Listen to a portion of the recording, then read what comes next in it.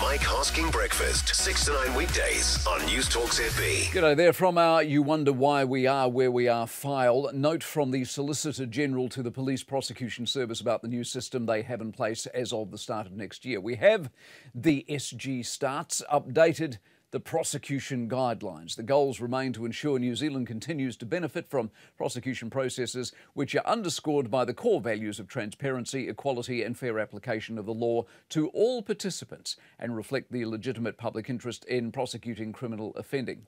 So far, so good. But then they get to this bit.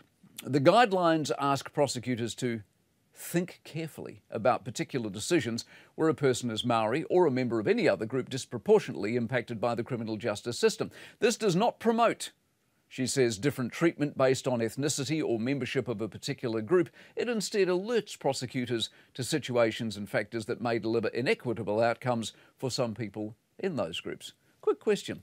What do you reckon that means? And does it mean what you think it means without the meaning being so explicit you go, well, what the hell's going on here? I thought we got rid of all this nonsense. And all this nonsense is the problem the government has with race-based ideology. They say a lot of one thing but are facing a tremendous amount of pushback on it. As the university's collapse in global rankings as published last week showed, at least surely in part because of their obsession with race, we now find the justice system instructed to think carefully.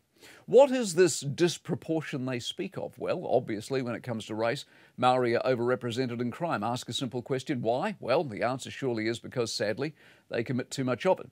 Another simple question is, by thinking carefully as instructed by the Solicitor General, perhaps going to lead to lesser charges, whether in severity or numbers, and therefore the disproportion is balanced out a bit.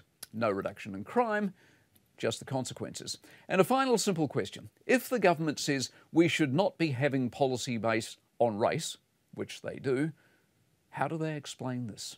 The Mike Hosking Breakfast, 6 to 9 weekdays on Newstalk ZB.